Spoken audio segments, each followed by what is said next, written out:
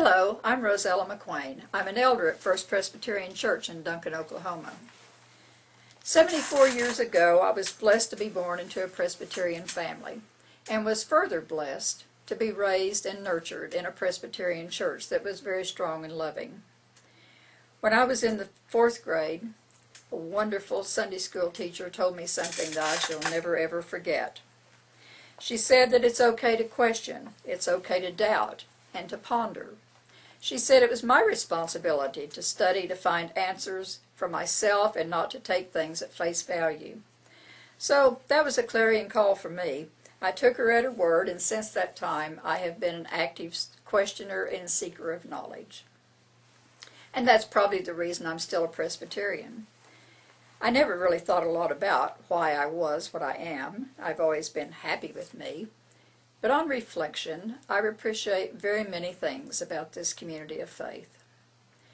When Princeton Theological Seminary offered the opportunity for lay people to study with gifted professors and knowledgeable pastors, along with laity, to study the Institutes of the Christian Religion by John Calvin, I jumped at the chance, and that was one of the most important things I've ever done for myself, to enhance my knowledge and understanding of what it means to be a Christian and a Presbyterian. What an awesome gift that was, and I will be forever indebted to those wonderful people who participated in the study.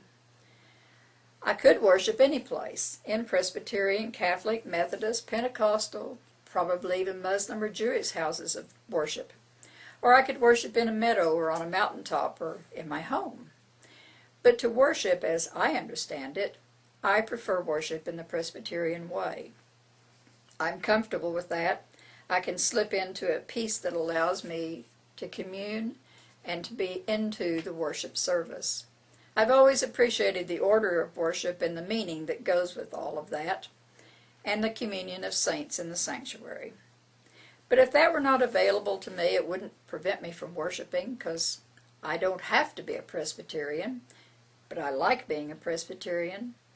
I love the polity, though in fog is going to be a struggle for me, I, the Pharisee, who likes to have the rules all laid out. But it will be okay. I'm at a stage in my life when things like that are not so important, and I realize that change is really good. I may not enjoy it, but it won't harm me. I'm sure the reformers didn't like some of the changes that came their way at times, but thankfully that didn't keep them from providing us with the important tenets of Reformed Christianity. So I'm most thankful that the Presbyterian Church does not ask me to check my brain at the door. I'm thankful that I can sit with ministers of Word and Sacrament and with children and with lay people and discuss the intricacies and messages of our theology and not be judged or chastised. It is with great joy that I have the opportunity to learn from the wise and from the young. I appreciate being a Presbyterian because we have a strong practice of discernment. When I attended the 219th General Assembly, I was so amazed and impressed to watch the Holy Spirit at work in that large group. You could feel it in the room, and you could see it in the faces of those who were struggling with very difficult decisions. I know the Spirit did not lead us all to the same conclusion, but I don't know that people need to understand and discern the will of God just to come to that conclusion for everybody else's sake. They need to do it for themselves. Maybe we won't all be at the same place until we see that new heaven and new earth, but the victory was in the trying. That which does not break us makes us stronger. I don't think I have any great disappointments in the church. If I have one, it would be that we're very slow to understand and act on the new reformation that's swirling around us. Christianity has a habit of reforming itself every 500 years or so, and history does repeat itself. So we are on the cusp, or perhaps in the time, when we need to rethink church and how to be it and how to do it. And 500 years from now, they'll be having the same conversation. How do we show the world that we are Christian? How do we minister to those who need help? How do we take the gospel to those who need to hear it? I don't know. It is that which we have to relearn. I hope that when I'm 100, that we will have learned that, and I will still be worshiping in this church at 8th and Ash. I know it will be different, but as long as the theology remains intact and our clergy is well educated and we remain connected, then I'll be happy. I hope this building is full of excited and worshiping people.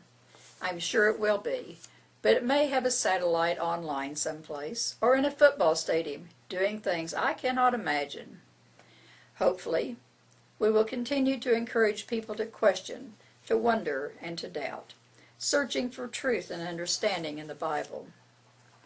I pray that we will be giving hope to the world and comfort to the anxious.